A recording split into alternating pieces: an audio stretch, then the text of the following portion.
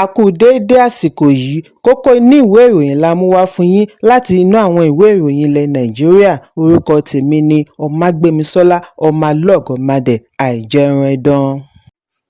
Gómìnà ìpínlẹ̀ Èkó Babájídé Sanwó-Olú ti bu ọwọ́ lu èròǹgbà igbákejì rẹ̀ Ọbáfẹ́mi Hamzat láti du ipò gómìnà ní ọdún 2027. Ìbuọwọ́lù yìí wáyé lánàá ọjọ́ Ajé ọjọ́ 27 oṣù kẹrin ní ilé ìjọba Marina. Láti ọ̀sẹ̀ díẹ̀ sẹ́yìn ni Hamzat ti ń gba ìbuọwọ́lù láti ọ̀dọ̀ àwọn adarí olóṣèlú káàkiri ìpínlẹ̀ Èkó ní gbogbo ibi tí ó ṣe àbẹ̀wò sí. Bí ẹ kò bá gbàgbé wípé agbẹnusọ ilé ìgbìmọ̀ Mudashiru Obasa ti fi àtìlẹ́yìn rẹ̀ hàn sí ìdíje du ipò gómìnà Hamzat.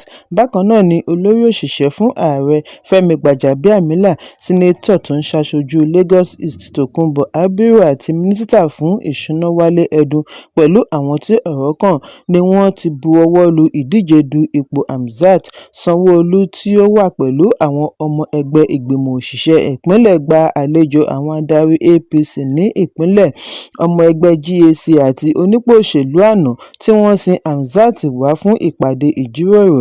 Lẹ́yìn èyí ni Sanwó-Olú sọ gbangba wípé lẹ́yìn àtìlẹ́yìn àwọn adarí ní ìpínlẹ̀, ìgbìmọ̀ òṣìṣẹ́ lábẹ́ rẹ̀ bu ọwọ́ lu igbákejì rẹ̀ gẹ́gẹ́ bí ẹni tí ó tọ́ sí láti du ipò gómìnà nítorí ó jẹ́ ẹni tí ó mọ gbogbo ibi yàrá wà ní ìpínlẹ̀. Ó ní ìrírí, ó ti gbáradì tán pátápátá fún iṣẹ́ ìlú, olóòótọ́ àti ọmọlúàbí tí ó ṣe àtìlẹ́yìn gidigidi sí ìṣèjọba rẹ̀. Ìdí nìyí tí ó fi jẹ́ ìwúrí fún òun láti lè fi ọwọ́ rẹ̀ sọ̀yà. Gómìnà wá dúpẹ́ lọ́wọ́ ààrẹ Bọ́lá Tinubu tí ó ṣe àwárí òun pẹ̀lú Hamzat. Lẹ́yìn èyí ni Hamzat tí ó ṣe àfihàn èròǹgbà rẹ̀ fún ọ̀gá rẹ̀ wá ṣe ìlérí àti túbọ̀ jẹ́ olótìítọ́ sí ẹgbẹ́, ìjọba àti ará ìpínlẹ̀ Èkó lápapọ̀.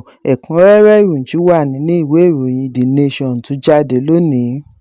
Ìyàlẹ́nu ńlá ni ó jẹ́ fún àwọn olùgbé Igando ìpínlẹ̀ Èkó lẹ́yìn ẹ̀sùn wípé tọkọ-tìyàwó kan Paul Onyema àti Adlan Ogbonna lu ọmọ ọdún 10 tí wọ́n gbàtọ́ pa. Ìwádìí jẹ́ kó di mímọ̀ wípé ìṣẹ̀lẹ̀ yìí wáyé ní ọjọ́ Àìkú lẹ́yìn ọ̀pọ̀lọpọ̀ ọ̀sẹ̀ tí wọ́n ti ń dá sẹ̀ríà fún ọmọ yìí.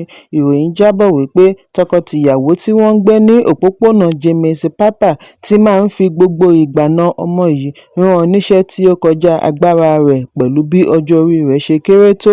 Ọmọdébìnrin tí wọ́n pe orúkọ rẹ̀ ní Faith ni wọ́n ní ó ṣe àìsàn fún bí ọ̀sẹ̀ 2, ṣùgbọ́n tí ìyà yìí kò dáwọ́ dúró.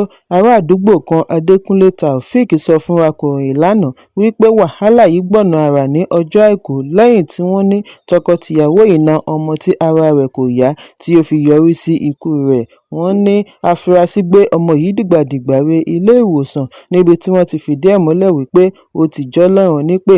Èyí ló bí àwọn ọ̀dọ́ àdúgbò nínú tí wọ́n fi wá obìnrin yìí mú. Ẹlòmíràn tí kò fẹ́ dárúkọ ara rẹ̀ sọ fún akọ̀ròyìn wípé ọwọ́ tó ọkọ tí ó ti fi ilé sílẹ̀ láti lọ wá márúwá láti fi gbé òkú ọmọ yìí. Ó ní lọ́gán tí ọmọbìnrin yìí kú ni wọ́n tọ́jú òkú rẹ̀ pamọ́ sínú ilé. Wọ́n wá díbọ́n bí ẹni wípé nǹkan kò ṣẹlẹ̀. Kódà ìyàwó tún jáde wá dáná. Àwọn ará àdúgbò tí wọ́n ti ń wòye ohun tó ń ṣẹlẹ̀ ni wọ́n ké gbàjarè lórí ibi tí ọmọ yìí wà kí wọ́n tó wá rí wípé ó ti kú. Lójú ẹsẹ̀ ni wọ́n lọ fi ọ̀rọ̀ tó àgọ́ ọlọ́pàá Igando létí.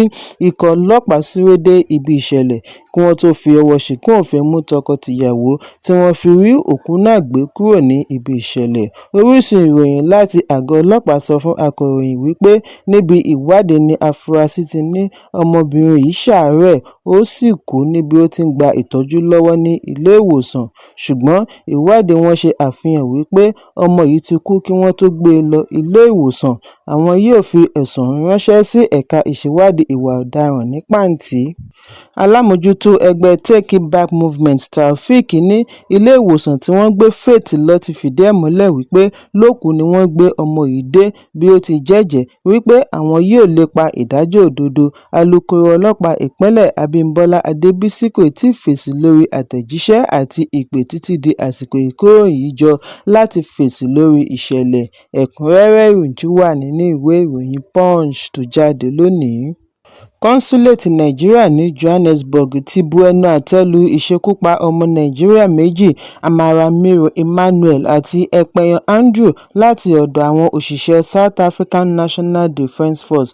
Consul General Ambassador Nene-Khawa Eke-Uche ni ó ṣe àfihàn èyí nínú àtẹ̀jáde àná. Ó ní ìṣẹ̀lẹ̀ yìí ti dá ìpòrúurú ọkàn sílẹ̀ lórí ààbò àwọn ọmọ Nàìjíríà àti àwọn ará ilẹ̀ òkèèrè mìíràn tí wọ́n fi ilẹ̀ South Africa ṣebùgbé. Eke-Uche ṣe ìkìlọ̀ tako ẹ̀sùn tí wọ́n ti lọ́ mọ́ ọmọ Nàìjíríà lẹ́sẹ̀ wípé gbogbo wọn ni ọ̀daràn, bí ó ti ní irúfẹ́ ìdúnrún báyìí léwu gidigidi fún àwọn aláìlẹ́sẹ̀ ọmọ Nàìjíríà tí wọ́n fi South Africa ṣebùgbé. Ìdí nìyí tí àwọn fi ń ké sí àwọn aláṣẹ South Africa kí wọ́n ṣe ìwádìí ọ̀rọ̀ dáradára kí wọ́n sì fi àwọn oníṣẹ́láabi wọ̀nyí jófin. Bákan náà ni ó rọ àwọn ọmọ Nàìjíríà ní South Africa kí wọ́n ṣe sùúrù, jẹ́ olùpamọ́ òfin bí wọ́n ti ń tẹ̀síwájú nínú iṣẹ́ òòjọ́ wọn. Consul General ṣe àfihàn wípé àwọn ti gba ìròyìn lórí ìwádìí àkọ́kọ́ lórí ohun tí ó ṣe okùnfà ikú méjèèjì. Gẹ́gẹ́ bí àlàyé, àpá tí àwọn òṣìṣẹ́ ológun dá sí ara Emmanuel ní 20 oṣù kẹrin ni ó ṣekú pa á. Andrew ni wọ́n ní ó ní ìdojúkọ pẹ̀lú àwọn ọmọ ẹgbẹ́ Tshwane Metro Police kí wọ́n tó fi ọwọ́ ṣìkún òfin mú un ní April 19 ní agbègbè Pretoria. Lẹ́yìn èyí ni wọ́n bá òkú rẹ̀ nítòsí ìtẹ́ òkú Pretoria ní ọ̀nà tí ó rúni lójú. Ẹ̀kúnrẹ́rẹ́ ìròyìn ṣì wà nínú ìwé ìròyìn Nigerian Tribune tó jáde lónìí. Kìí ṣe ohun tuntun láti rí àwọn tí wọ́n fi wheelbarrow ta oúnjẹ tútù bíi ìrẹsì, ẹ̀wà, ṣùgbọ́n fún Isiaku tí wọn kò fẹ́ dárúkọ bàbá rẹ̀, èyí jẹ́ iṣẹ́ bójúbójú tó fi ń díbọ́n lórí iṣẹ́ ajínigbé tó ń ṣe tí owó sì ń wọlé fún un ní tabua kí ọwọ́ pálábá rẹ̀ tó ségi. Láti ọjà Bódìjà dé Ọ̀jọ́, Ẹgbẹ́dá àti Mọ́níyà ni Isiaku fi ń ti wheelbarrow rẹ̀ kiri pẹ̀lú oúnjẹ, ṣùgbọ́n lábẹ́lẹ̀ lọ́gán tí àwọn akẹgbẹ́ rẹ̀ bá ti ké sí i fún iṣẹ́ ajínigbé ló máa ń jọ̀wọ́ okòòwò pẹ̀lú ìdùnnú wípé owó tabua ló máa wọlé láì làágùn jìnnà. Èyí ni gbogbo àlàyé Isiaku níbi àpatẹnujẹ́wọ́ gẹ́gẹ́ bí ọ̀kan lára àwọn afurasí tí Kọmíṣánná Ọlọ́pàá Ìpínlẹ̀ Ọ̀yọ́ Olúgbénga Ayọ̀dèjì Abímbọ́lá sọ̀rọ̀ nípa wọn níbi ìfọ̀rọ̀wánilẹ́nuwò pẹ̀lú àwọn akọ̀ròyìn tí ó wáyé láìpẹ́. CP Abímbọ́lá ní Isiaku pẹ̀lú àwọn méjì mìíràn Bio àti Umar ní ọwọ́ ọlọ́pàá Monitoring Unit bá. Àwọn afurasí méjì mìíràn Umaru àti Sanda ti na pápá bora. Ẹ̀kúnrẹ́rẹ́ ìròyìn ṣì wà nínú ìwé ìròyìn Nigerian Tribune tó jáde lónìí. Aṣòfin tó ń ṣaṣojú Ìkẹjà Federal Constituency James Faleke ti nawọ́ gan fọ́ọ̀mù Expression of Interest and Nomination ẹgbẹ́ òṣèlú All Progressives Congress (APC) fún Ààrẹ Bọ́lá Tinubu síwájú ìdìbò ààrẹ ọdún 2027. National Organizing Secretary Sulaiman Agungu ni ó ṣe ìkéde lónìí ní ìlú Àbújá wípé ààyè ti ṣí sílẹ̀ bí ó ti ṣe àgbékalẹ̀ fọ́ọ̀mù fún Faleke tí òun náà jẹ́ olùdásílẹ̀ Tinubu Support Groups. $100 mílíọ̀nù ni Faleke fi gba fọ́ọ̀mù gẹ́gẹ́ bí aṣojú ààrẹ tí ó ṣe àpẹẹrẹ ìbẹ̀rẹ̀ ètò fún àtúndì ìbò Tinubu. Ẹ̀kúnrẹ́rẹ́ ìròyìn ṣì wà nínú ìwé ìròyìn Punch tó jáde lónìí. Ààrẹ ilẹ̀ Turkey Recep Tayyip Erdogan ti júwe ilé fún igbákejì mínísítà fún ètò ẹ̀kọ́ lẹ́yìn ìró ìbọn ní iléèwé tí ó sọ ẹni 9 di olóògbé gẹ́gẹ́ bí ìròyìn ṣe jábọ̀. Akẹ́kọ̀ọ́ 8 tí ọjọ́ orí wọn wà láàrin 10 àti 11 pẹ̀lú olùkọ́ kan ni wọ́n ṣekú pa láàrin oṣù yìí nígbà tí ọmọ ọdún 14 kan ṣínà ìbọn bolẹ̀ sí iléèwé kan ní Southern Province, Kamanas. Àwọn aláṣẹ ní ẹni ṣe ìkọlù tí òun náà kú sí ibi ìṣẹ̀lẹ̀ kó ìbọn 5 jáde. Ó jẹ́ ọmọ rìpẹ́tọ̀ ọlọ́pàá àná tí wọ́n ti fi ọwọ́ ṣìkún òfin mú. Ìkọlù mìíràn tí ó wáyé ní gúúsù ìlà oòrùn ni ó ní í ṣe pẹ̀lú akẹ́kọ̀ọ́ àtijọ́ kan tí ó ṣínà ìbọn bolẹ̀ fún akẹgbẹ́ rẹ̀ àtijọ́ kí ó tó gbẹ̀mí ara rẹ̀ lẹ́yìn tí ọlọ́pàá kojú rẹ̀.